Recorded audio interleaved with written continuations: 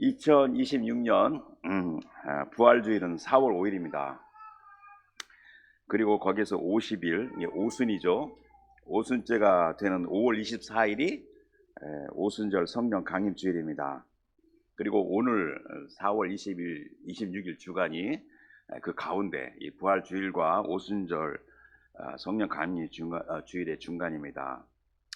그리고 제가 듣기로는 이번 9월이 연지교회 30주년, 또 지금까지 이렇게 30년 동안 이 자리를 지킨 연지교회, 또 그 뒤에 우리 하나님의 신실하신 또 감사를 드립니다.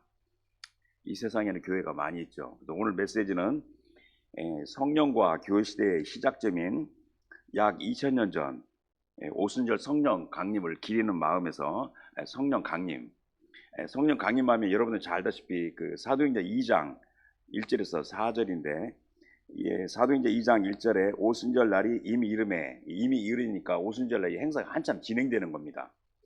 유대인들은 오순절에 율법을 수령한 것을 기립니다. 그들이 다 같이 한 곳에 모였더니 호련히 하늘로부터 급하고 강한 바람 같은 소리가 있어 그들이 앉은 온 집에 가득하며 마치 불의 혀처럼 갈라진 것들이 그들에게 보여 각 사람 위에 하나씩 임하여 있더니 그들이 다 성령의 충만함을 받고, 이 표현이 성경의 표현이 성령 충만함을 받고 성령이 말하게 하심에 따라 다른 언어들로 말하기 시작하니라. 그래서 성령 강림은 곧 성령의 충만함을 받는 것. 이것은 이제 그 성령을 말하게 하심에 따라 성령 충만함으로 들어가는 겁니다. 그래서 이 성령 강림을 제한된 시간 안에서 살펴보고자 합니다. 에베소서 5장 18절 후반부에 오직 성령의 충만함을 받으라. 이것은 현재 진행이에요. 그래서 being filled with the Holy Spirit. 우리가 보통 이제 그 복음주의 기독교, Evangelical Christianity의 그 4대 기본 그런 요소가 있는데, 그 네 번째가 신학은, theology는 교회의 삶과 사역을 섬긴다. 그러면서 플러스 성령의 그 인격체와 그 일, the person and the work of the Holy Spirit을 refocus, 재조명하는 거다. 이게 복음주의의 네 번째 강령입니다. 그래서 오늘 본문은 사도행전 1장 3절에서 5절로 택했는데, 거기에 이제 또 택하면 요절이 이제 4절인데 예수님의 말씀이죠. 예루살렘을 떠나지 말고, 이 예루살렘은 저는 이제 구약을 전체를 상징하는 걸로 보고, 내게서 들은 바, 이 내는 그리스도 메시아, 아버지께서 약속하신 걸 기다리라 해서 오늘 제목을 아버지께서 약속하신 거, 영어로는 The Promise of the Father 했는데, 이것은 헬라 원문을 바로 직역한 겁니다. 그래서 영어의 메이저 트랜슬레이션에 잉글리시 스탠다드나 킹 제임스나 리바이스 스탠다드는 The Promise of the Father 이렇게 했고, 근데 이제 그 영어 그 번역본 중에서 원문에 가장 가까운 게 어메리칸 스탠다드인데, 거기에서는 What the Father had promised, 그래서 조금 더 신학적으로 한 것 같고, 우리가 많이 쓰는 NIV는 약간 의역을 한 것 같아요. The gift my father promised 이렇게 번역을 했습니다. 아무튼 예수님께서 아버지께서 약속하신 것을, 그래서 이제 이 아버지께서 약속하신 것이 바로 5절에 몇 날이 못되어 성령으로 세례를 받으리라. 그래서 성령으로 세례를 받는 것이 아버지께서 약속하신 것. 이게 우리 아까도 제가 2장에서 읽었지만은 성령의 충만함을 받는 것. 이것은 아버지께서 약속하신 것인데, 이게 오래전부터, 그러니까 이제 어메리칸 스탠다드는 What the Father had promised, 오래전부터 약속하신 것. 그러나 특별히 이 말세에 아들을 통하여 말씀하신 약속하신 겁니다. 제가 원래 목소리가 굉장히 좋거든요. 근데 지금 시차와 약간 꽃가루 때문에 이제 목소리 이러니까 양해해 주시기 바랍니다. 자, 아버지께서 약속하신 것에 대하여 가장 먼저 제가 보고 싶은 것은 사도행전 10장 고넬로에 대한 고찬입니다. 이 고넬로가 고넬리우스인데, 저기 미국이나 캐나다 사면 남자 이름 중에는 고넬로가 많아요. 그런데 이제 우리 한국 사람은 잘 고넬로를 택하지 않는 걸 제가 봤어요. 자, 고넬료는 당시 가이사랴에 있는 로마인으로 구성된 로마 이탈리아 군대의 백부장으로 엘리트 군인이었습니다. 그는 성경에서 이방인으로서 첫 번째 그리스도입니다. 고넬료는 우리 주 하나님께서 이방인의 전도의 문을 획기적으로 연 경우입니다. 당시 그 베드로가 유대인이죠. 유대인이 이방인 집에 들어가는 것은 굉장히 파격적입니다. 그리고 매우 논란이 됩니다. 당연히 논란이 되죠. 그것도 베드로는 최소한 6명의 유대인과 함께 했습니다. 자, 이 베드로가 고넬료를 방문하기 전에 이게 황홀한 중에, 이 황홀한 것이 영어로 inner trance인데 이게 성령의 그 비전 중에 종류 중에 하나예요. 또 이게 성령론에서 나오는데 인간의 육체에 대한 감각이 서스펜드돼서 you do not know that you have a body, 몸이 있는 것을 모르는 상황인데, 아무튼 이 트랜스가 원래 헬라어로는 엑스터스인데, 엑스터스는 원래 이게 블리스, 축복의 뜻인데 요즘에 현대 오염돼서 이게 마약의 일종의 엑스터스예요. 아무튼 이 트랜스, 황홀한 중에 환상에서 말씀을 들었어요, 고넬료에 대해서. 하지만 고넬료는 그가 받은 환상과 또 하나님께서 이방인 고넬료를 받으신 것을 어떻게 확신하였는가. 그래서 우리 첫 번째 보고 싶은 성경은 사도행전 10장 44절에서 48절입니다. 베드로가 이 말을 할 때에 성령이 말씀 듣는 모든 사람에게 내려오시니 베드로와 함께 온 할례 받은 신자들이 이방인들에게도 성령 부어주심으로 말미암아 놀라니 이는 방언을 말하며 하나님 높임을 들음이러라. 이에 베드로가 이 사람들이 우리와 같이 성령을 받았으니 누가 능히 물로 세례를 베품을 금하려 하고 명하여 예수 그리스도의 이름으로 세례를 베풀라 하니라. 그들이 베드로에게 며칠 더 머물기를 청하니라. 그러니까 이제 이방인도 하나님의 말씀을 받았다, 그러니까 성령을 받았다는 소문이 퍼졌죠. 그러니까 이제 베드로가 예루살렘을 돌아가니까 유대인 신자들이 베드로가 무할례자 이방인의 집에 들어가 함께 먹었다고 비난했어요. 이게 사도행전 11장 1절 2절 말씀인데, 이제 이거에 대해서 베드로가 자신을 비난하는 자들에게 자세히 상황을 설명하였고, 그러자 그들이 잠잠하여 하나님께 영광을 돌리며 말하기를, 그러면 하나님께서 이방인에게도 얻는 회개를 주셨도다, 생명 얻는 회개를 주셨도다. 이게 사도행전 11장 18절이죠. 여기에서 우리가 성경의 용어적으로 성령의 세례, 성령의 충만함을 받음, 성령의 임하심, 성령의 내려오심, 성령의 부어주심, 하나님의 말씀을 받음, 생명의 회개를 얻음, 이게 다 이게 인터체인저블 어우러져서 이렇게 혼동을 줘요. 아무튼 베드로가 도대체 어떤 설명을 하였기에 유대인 신자들이 잠잠하고 결정적으로 하나님을 찬양했는가. 그리고 다음에 보고 싶은 성경은 사도행전 11장 15절 17절입니다. 내가 말을 시작할 때 성령이 그들에게 임하시기를 처음 우리에게 하신 것 같이 하는지라. 내가 주의 말씀에 요한은 물로 세례를 베풀었으나 너희는 성령으로 세례를 받으리라 하신 것이 생각났노라. 그런즉 하나님이 우리가 주 예수 그리스도를 믿을 때 주신 것과 같은 선물을 그들에게도 주셨으니 내가 누구이기에 하나님을 능히 맡겠느냐 하더라. 베드로의 고백 16절에 내가 주의 말씀에 요한은 물로 세례를 베풀었으나 너희는 성령으로 세례를 받으리라 하는 것이 생각나노라. 아니, 언제 주님께서 그렇게 말씀하셨습니까? 오늘 그 본문 사도행전 1장 5절에 요한은 물로 세례를 베풀었으나 너희는 몇 날이 못되어 성령으로 세례를 받으리라 하셨느니라. 사도행전 저자 누가는 성경 저자 중에서 유일한 이방인 헬라인입니다. 그리고 그가 최초의 교회 역사 기록자입니다. 그래서 이런 사도행전 보게 되면 16장 10절부터 우리가 이렇게 관점으로 변하기 때문에 역사 기록자예요. 또 누가는 바울의 동역자로서 바울의 2차, 3차 전도여행 및 로마 여행을 동행했고 직업은 의사였죠. 근데 그가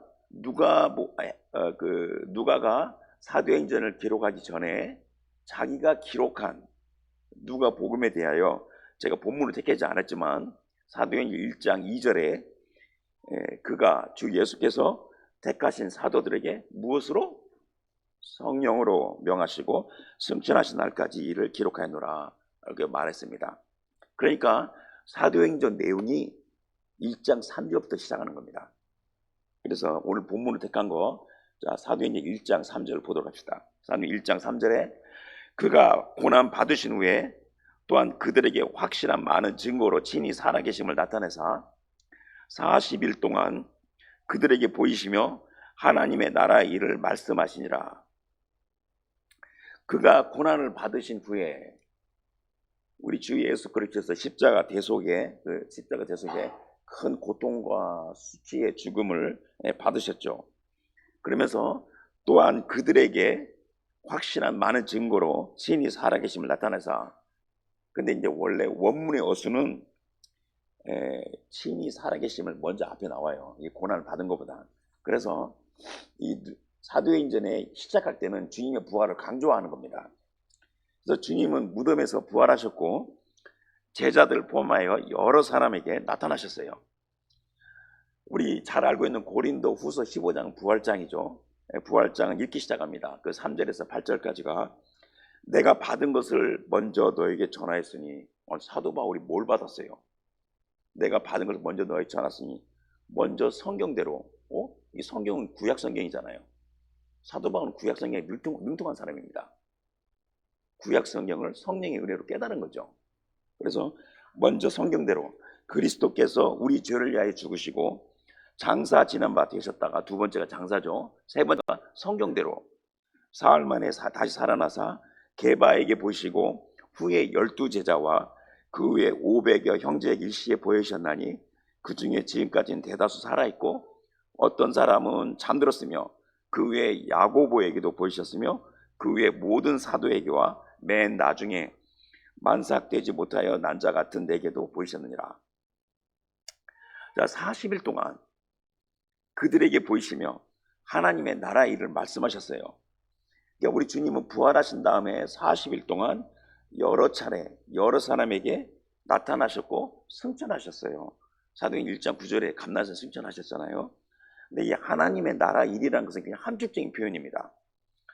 주님께서 다시 오시는 재림할 때까지의 구원의 역사를 말씀하시는 건데, 그러니까 제자들이 사도행전 1장 6절 7절에 주께서 이스라엘 나라에 회복하심이 이때입니까? 라고 질문하잖아요. 때와 시기입니까? 이렇게 물어보잖아요. 주님께서 때와 시기는 내가 알 바가 없다. 아버지께서 오셨으니, 그 다음에 계속 성령에 대해서 얘기하시는 거잖아요. 왜 주님께서 40일 동안 나타나 계셨는가? 성경에서는 숫자 40이 굉장히 의미가 있어요. 예를 들어서 모세가 시내산에서 40일 동안 하나님의 영광에서 물을 먹지도 않고 음식도 먹지 않고 있었습니다. 여러분들 하나님 영광 들어가지 않으면 그렇게 금식하다도 물은 먹어야 돼요. 우리는. 그리고 이스라엘 백성의 광야 40년 생활, 또 선지자 엘리야가 하나님 산 호레산으로 갈 때 40일 동안 걸어갔고, 또 예수님의 공생의 사역 전에 40일간 금식하셨고, 아무튼 40일이 의미가 있어요. 그러나 아무튼 이 40일은 주님께서 다시 사신 것을 충분히 나타낼 수 있는 기간입니다. 그리고 이제 그 부활하신 주님은 또 나중에 사도 요한, 사랑하는 제자 사도 요한에게 나타나셨어요. 근데 그때는 체험의 강도가 너무 강력해서 요한이 죽은 자처럼 됐어요. 그래서 그 다음에 이제 보고 싶은 성경은 계시록 1장 17절 18절입니다. 내가 볼 때에 그의 발 앞에 엎드려져 죽은 자 같이 되매 그가 오른손을 내게 얹고 이르시되 두려워하지 말라. 나는 처음이요 마지막이니 곧 살아있는 자다. I'm the living one. 내가 전에 죽었었노라. 볼지어다 이제 세세토록 살아있어. 사망과 음부의 열쇠를 가졌느니. 사망, death, 음부, Hades. 여러분, 그 성경에는요 사망과 음부의 순서가 한 번도 안 바뀌어요. 사망이 먼저고 음부가 그 다음입니다. 구약에서 쭉 보게 되면, 물론 이제 음부는 이제 우리가 쇼리라고 하는데 NIV 성경 그레이브로 번역됐어요. 근데 이제 한국말로는 이제 한자로 음부잖아요. 이 사망은 사람 몸을 청구해요. 사망의 권세는 사람의 몸을 망가뜨립니다. 그래서 사람 몸이 죽으면 영과 육이 분리가 돼요. 그럼 이 육체와 분리된 영을 청구하는 게 이게 음부의 권세입니다. 여러분들 제가 이제 사이드로 이야기 같은데 제가 성경 묵상하게 되면 사람들은 몰라요. 그냥 죽으면 끝나는 것 같은데 영이 떠나면 음부의 권세가 데려오든지 하나님께 취하든지 둘 중에 하나입니다. 아무튼 사망 음세를 가졌다. 부활하신 주님이. 그래서 이제 오늘 4절 요절 보도록 합시다. 4절에 사도와 함께 모이사 그들에게 분부하여 이르시되 예루살렘 떠나지 말고 내게서 들은 바 아버지께서 약속하시기를 기다리라. 근데 이제 원문에는 사도가 없어요. 그들이라고 한 건데, 자, 그들과 함께 모이사. 이것도 상당히 생각을 많이 해야 되는데, 이게 좀 원래 이제 원문에는 이게 현지의 진행형, 분사형입니다. 이게 참 번역하기 어려워요. 사도와 함께 모이사. 그러니까 6월절 최후 만찬뿐만 아니라 여러 번 가졌다는 겁니다. 그래서 여러분이 갖고 있는 NIV 성경은 아주 탁월하게 번역했어요. On one occasion, while he was eating with them. 이렇게.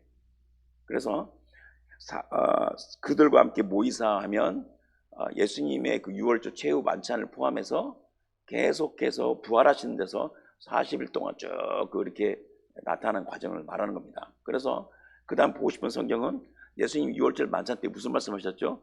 요한복음 14장 16절.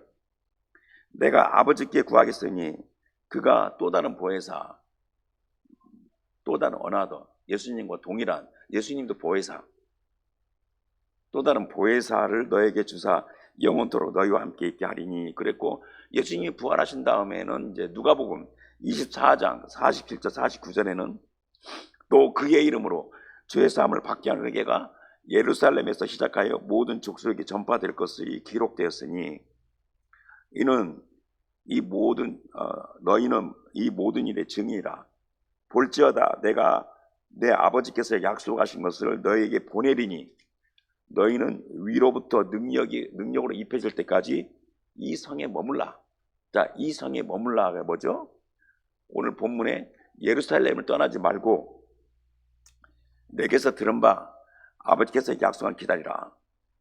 근데 왜 그들에게 예루살렘을 떠나지 말고 머물고 무엇을 기다리겠냐 하면 성령으로 세례, 성령의 임하심, 성령의 충만을 받는 것을 기다리게 하셨어요. 그런데 이제 우리 성경을 보게 되면 성령의 충만을 받은 후에는 예루살렘에 머물러서는 안 됩니다.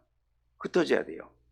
그래서 참고로 사도행전 두 군데 말씀을 보고 넘어가겠는데, 사도행 1장 8절에 오직 성령이 너에게 임하시면 너희가 권능을 받고, 이 파워, 그러니까 이 성령이 충만하면 이 권능의 이슈예요.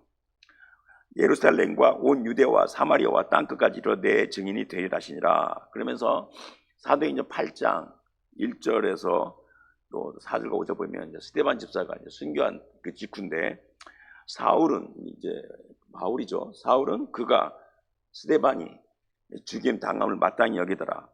그날에 예루살렘에 있는 교회가 큰 박해가 있었고 사도 외에는 다 유대와 사마리아 모든 땅으로 흩어지니라. 그 흩어진 사람들이 4절에 흩어진 사람들이 두루 다니며 복음의 말씀을 전할세 빌립이 사마리아성은 유대인이 발도 안 디뎌요. 거기 사마리아 성을 내려가서 그리스도에게 전파하니. 자, 이제 5절 보고 이제 말씀을 정리해 가겠습니다. 5절에 자, 요한은 물로 세례를 베풀었으나 너희는 몇 날이 못되어 성령을 세례를 받으리라. 자, 위로부터 능력이 입혀진 사건이 오순절 성령 강림이죠. 우리 주님은 부활 후에 40일 동안 나타나신 다음에 감난산에서 승천하셨어요. 그런데 이제 오순절은 부활 후에 50일이잖아요. 그러니까 몇 날은 바로 열흘을 10일을 가리키는 겁니다. 그러나 당시 제자들은 예루살렘 떠나지 말고 기도하라. 그러니까 이게 10일이 될지 20일이 될지 100일이 될지 모르죠. 노 아이디어. 그러나 이게 10일이죠. 아무튼 제자들은 그걸 알지 못하고 주님의 말씀대로 예루살렘을 떠나지 않고 기도하며 기다렸어요. 그래서 사도행전 1장 13절 14절에 이제 감난산에서 예루살렘, 감난산에서 기드론 시내가를 건너서 예루살렘으로 들어갔죠. 거기에서 사도행 1장 13절에 들어가 그들이 유하는 다락방 올라가 예수님이 11제자 베드로, 요한, 야고보, 안드레, 빌립, 도마, 바돌로메, 마태 및 알피의 아들 야고보, 셀로메, 시몬, 야고보의 아들 유다가 다 거기 있고 여자들이 누구겠습니까? 막달라 마리아도 있겠죠. 그 다음에 요셉의 어머니 마리아도 있고 또 세베대의 아들도 엄마 마리아도 있고 또 예수의 어머니 마리아와 예수의 아들들과 더불어 마음을 같이하여 오로지 기도에 힘쓰더라. 모인 무리수가 약 120명 되더라. 그러니까 예수님께서 아버지께서 약속하신 거 성령으로 세례를 받으리라. 이게 아버지께 약속하신 거예요. 근데 이것은 일찍이 선지자를 통하여 하신 약속의 말씀이에요. 그래서 요엘서 2장 28절 29절에 그 후에 여호와 하나님께서 그때 선지자를 통해서 하신 말씀이 그 후에 내가 내 영을 만민에게 부어주리니 너희 자녀들이 장래 일을 말할 것이며 너희 늙은이는 꿈을 꾸며 너희 젊은이는 이상을 볼 것이며 내가 또 내 영을 남종과 여종에게 부어줄 것이니 이렇게 말씀하시고 가깝게는 주님이 부활하신 직후에 그 부활 주일날 저녁에 나타나서 제자들에게 요한복음 20장 22절에 이 말씀을 하시고 그들을 향하여 숨을 내쉬며 있을 때 성령을 받으라 이렇게 말씀하셨어요. 자, 이 아버지께서 약속하신 것은 이게 성령으로 세례를 받는 건데 이것이 교회의 관심과 토론의 주제가 돼요. 아마도 그리스도인 사이에 논란이 되어 왔습니다. 논란이 되는 거죠. 흔한 오해로 성령으로 세례를 받는 것은 이게 감정적인 일이다. A matter of emotion이다. 야, 지적 능력이 필요가 없다. 또 정통 보수라고 말하면서 은사 중지론을 주장하는 학자들이 있어요. 이제 성경이 완성됐으니 종료됐다고 이렇게 주장합니다. 그러나 지금도 성령으로 세례, 성령 충만함을 받는 거, 성령이 임하시면 계속해서 진행형입니다. 하나님께서 하시는 일을 사람의 생각으로 제한할 수 없습니다. 다만 성령의 충만함, 그 은사와 또 충만해서 나오는 성령의 은사와 나타남은 하나님의 말씀을 결코 벗어날 수 없어요. 초자연적 현상이라고 해서 무조건 우리가 받을 수 없어요. 하나님 말씀 그 자체가 초자연적과 자연적 다 말씀입니다. 사람들의 그 의견과 견해, 그 판단을 내려놓고 하나님의 말씀에서 뭘 가리키는지, 뭘 말씀하시는지 용의주도하게 우리가 봐야 됩니다. 이것은 물세례도 마찬가지예요. 여러분들 지금 한국에 살잖아요. 한국이야 교단별로 다 모이니까 문제가 없어요. 저는 이민 목회를 오래 하면서 이민 목회는 교단이 없어요. 물론 이제 제가 장로교단인데 이민 목회는 또 세례도 적지 않은 이슈입니다. 침례를 받아야 된다. 스프링클은 안 된다. 유아 세례 인정 못한다. 제세례파에서는. 그래서 세례를 먼저 올바로 이해해야 되는데 지금 우리는 주제가 세례가 아니잖아요. 잠깐 세례만 언급하고 넘어가려고 하는데 고린도 전서 12장 13절 말씀 보도록 하겠습니다. 우리가 유대인이나 헬라인이나 종이나 자유인이나 다 한 성령으로. 근데 영어로는 by one spirit인데 이게 번역이 참 I'm sorry. 이게 뭐냐면 이게 헬라어로는 이렇게 in이에요. by가 아니라 in입니다. in one spirit. 세례를 받아 한 몸이 되었고. 근데 이게 전치사가 중요한데 into입니다. 한 몸으로 들어갔고입니다. 원래 제가. 그러니까 우리가 유대인이나 헬라인이나 종이나 자유나 한 성령 안에서 세례를 받아 한 몸으로 들어갔고, 그게 번역한 게 가장 정확한 겁니다. 또한 한 성령을 마시게 아니라. 그래서 세례를 주다. 이게 헬라어는 이렇게 바프티조잖아요. 이게 이제 담그다. 영어는 being soaked. 우리가 침례를 받을 때 물에 잠기잖아요. 근데 이렇게 스프링클도 폭포수 아래 들어가게 되면 몸이 완전히 소킹 되는 겁니다. 피지컬리 물리적으로 이 담그는 걸로 말한 게 신학적으로 논쟁이 되는 거는 지금 그걸 말하고 있는 것을 아는 거예요. 침례라는 건 뭐냐면, 세례라는 건 뭐냐면, 물세례건 뭔가에 옮겨간 상태를 말하는 거예요. 이게 어떤 상태로 들어간 걸 말하는 겁니다. 물세례는 회개의 상태로 들어간 겁니다. 그리고 성령 세례는 성령 충만의 상태로 들어가는 겁니다. 좀 더 구체적으로 말하면 여러분들 회개한 자에게 물 세례를 주는 거예요. 세례를 준다고 그게 회개하는 게 아니에요. 여러분 교회에서 세례 받을 때 예수 그리스도 영접하고 회개한 사람한테 세례를 주지 않은 사람 줘요? 절대로 줄 수 없는 거잖아요. 물 세례 그 자체가 회개가 아닙니다. 저는 오래전에 여기 영암교회 이문 목사님한테 세례를 받았는데 그때는요 6개월 동안 학습을 시켰어요. 학습 받았어요. 6개월 동안. 또 6개월 동안 교회를 지났는데 1년 지나야만 세례를 받았어요. 그러니까 세례는 그 자체가 회개가 아니에요.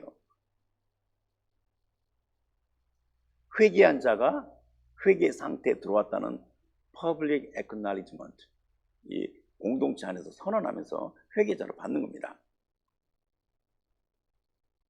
그래서 일단 좀 더 그리고 구체적인 세례에 대해서 세례 요한의 그 물세례를 볼 필요가 있어서 마태복음 3장 7절 8절과 11절 12절 말씀 보도록 하겠습니다. 자, 마태복음 3장 7절에 자, 세례 요한이죠. 세례 요한이 많은 바리새인들과 사교인들이 세례 베푼 것을 오는 것을 보고 이르되 독사의 자식들아 누가 너희를 가르쳐 임박한 진노를 피하라 하더냐.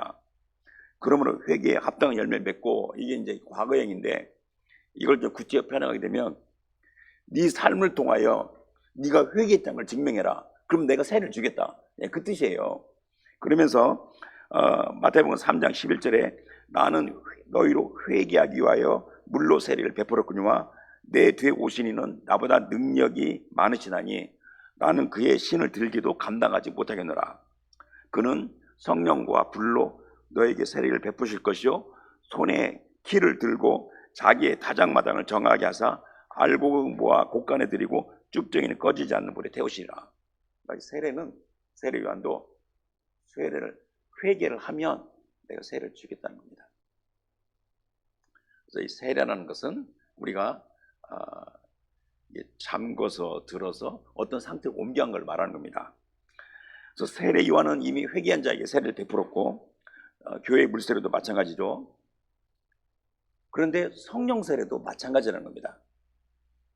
왜 그러냐면 이게 물세례와 성령 세례를 대조해서 주님께서 말씀하셨잖아요. 자, 세례 요한과 마태가 증언했죠. 자, 세례 요한이 말했죠. 마태복음에서 마태가 증언했잖아요. 주의 사도들이 이구동성으로 했는데 아까 제가 베드로 이야기했죠. 고넬료.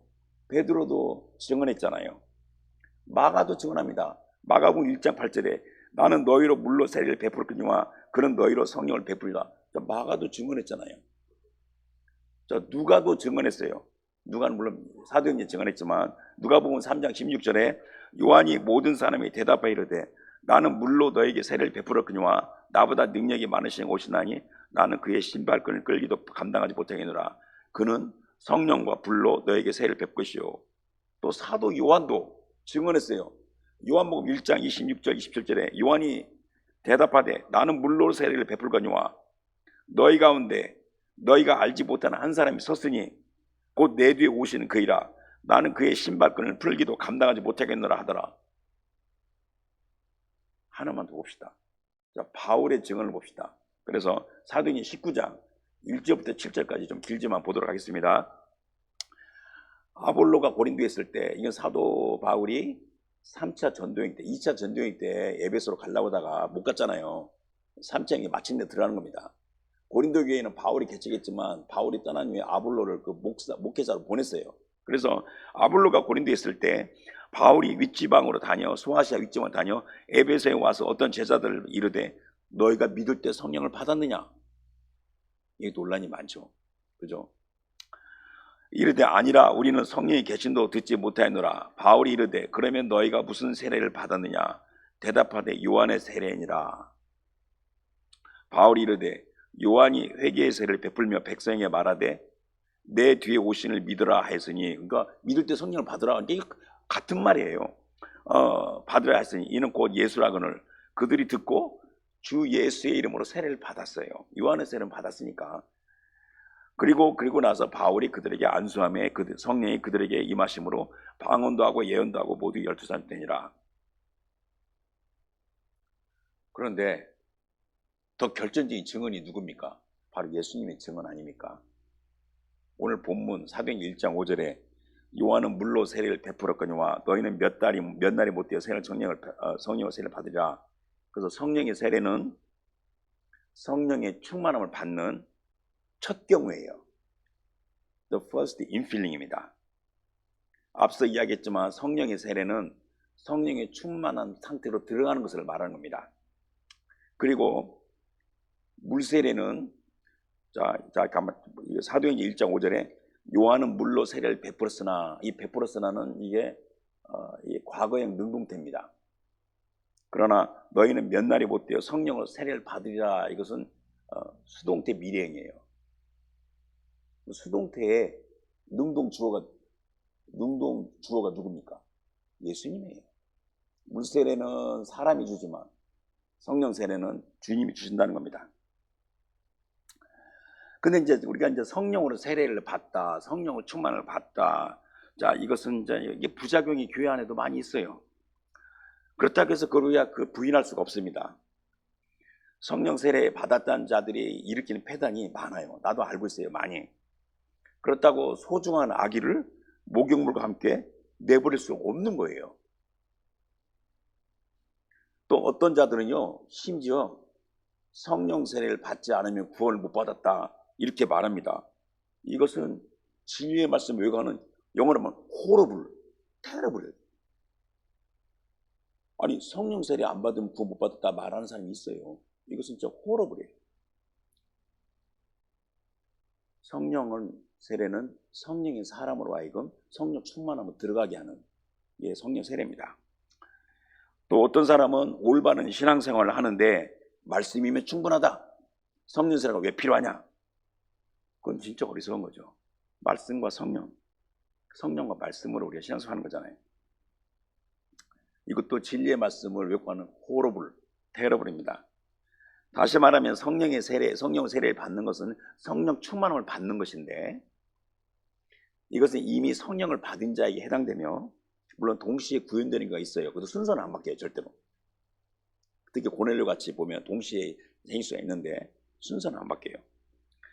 성령의 사람이 성령이 충만한 상태로 들어가는 것이 성령으로 세례를 받는 겁니다.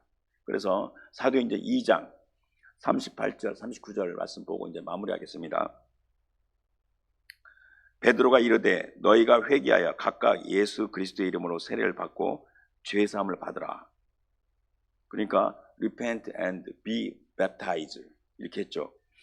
자, 그리하면 성령의 선물을 받으리니 이 약속은 너희와 너희 자녀와 너희 몬대 사람 곧 우리 주 우리 하나님이 얼마든지 부르신 자들이 하신 것이라. 그러니까 아까도 제가 말했지만 오늘 본문에 요한은 물로 세례를 베풀었으나 너희는 몇 날이부터 성령의 세례를 받으리라.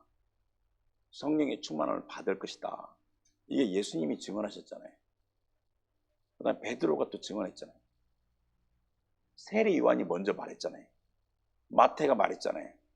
마가가 말했잖아요. 누가가 말했잖아요. 사도 요한이 말했잖아요. 바울이 말했잖아요. 이 말씀에 가리키는 것이 뭔지를 잘 생각해야 됩니다. 오순절 성령 강림이 가리키는 성령 세례, 성령 충만을 받는 것은 the first infilling, 첫 경험이에요. 그러니까 사도행 1장 8절에 너희가 성령 임하시면 너희가 권능을 받고, 이게 권능의 이슈예요. 하나님의 나라와 의를 구하는 성도들에게 성령 충만함은 필수입니다.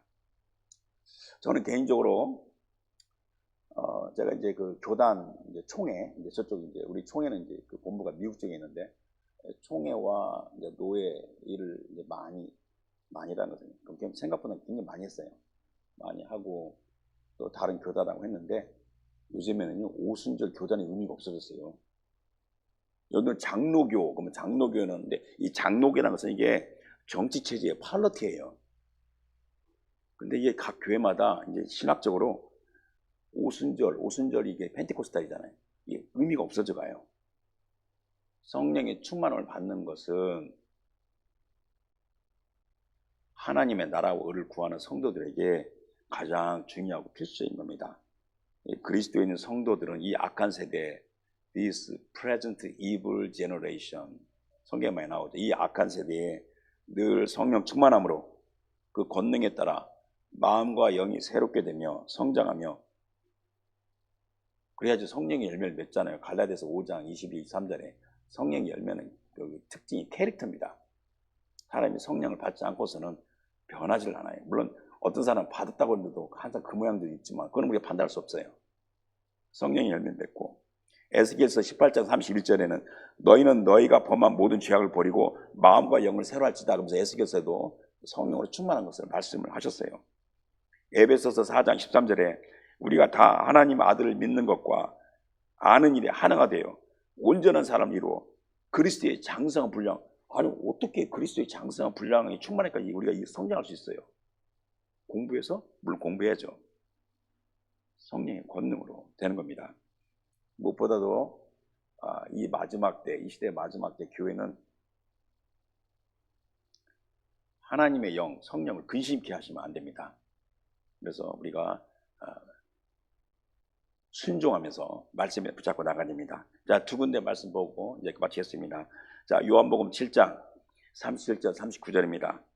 명절 끝날 곧 큰 날에 예수께서 서서 외치리 이르시되 누구든지 목마르거든 내게로 와서 마시라. 저는 기도할 때 주님 저 목마릅니다. 저 한참 목마릅니다. 힘듭니다. 그렇게 기도했어요. 나를 믿는 자는 성경의 이름과 같이 그 배에서, 이 배의 벨리, 이 배에서, 가슴 신앙이죠. 머리 신앙이 아니라 배에서 생수의 강이 흘러나오리라 하시니 이는 그를 믿는 자들이 받을 성령을 가리켜 말씀하신 것이라. 예수께서 아직 영광을 받지 아니하셨으므로 성령이 아직 그들에게 계시지 아니라. 제가 너무나 성경 인용 많이 하면 복잡할까 봐 안 하는데 사도행 2장에 하나님 아버지께서 예수를 오른손 높이심에 그가 아버지께서 약속하신 것을 받아 너에게 부어주셨느니라. 오순절 성령 강림 말합니다. 하나만 더 보면 예수님이 그 최후 만찬에 말씀하신 건데 요한복음 16장 13절 15절입니다. 그러나 진리의 성령이 오시면 그가 너희를 모든 진리 가운데로 인도하시리니 그가 스스로 말하지 않고 오직 들은 것을 말하며 장래 일을 너에게 알리시리라. 그가 누굽니까? 성령이잖아요. 그가 내 영광을 나타내리니 내 것을 가지고 너에게 알리시겠습니다. 무릇 아버지께 있는 것은 다 내 것이라. 그러므로 내가 말하기를 그가 내 것을 가지고 너에게 알리시리라 하니라. 신앙생활을 하면서 그리스도인은, 정상적인 그리스도인은 우리 주님 예수 그리스도를 더 깊이 알기를 원합니다. 그 방법은 성령께서 가르칠 수밖에 없습니다. 그래서 성령과 말씀과 성령으로 우리가 오순절 성령 강림이 5월 24일이니까 딱 가운데라고 그랬잖아요. 그래서 바라면서 나아가면서 우리 연지교회 성도들 성령의 충만함 가운데 이 시대, 이 장소, 또 우리나라를 향한 뜻과 섭리, 그에 대해서 아름답고 은혜롭고 의롭고 풍성한 열매를 맺기 주님 축원합니다. 기도하겠습니다. 하나님 아버지 감사드립니다. 오늘 주신 말씀 전수로 받아들입니다. 우리 주님께서 처음부터 끝이시오, 알파 오메가요, 시작과 끝이신 우리 주님께서 다 이루신 그 은혜 저희 믿음으로 받아들입니다.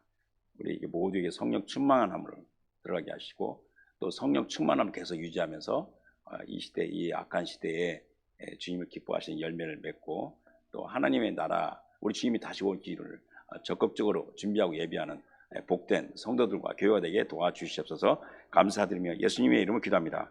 아멘.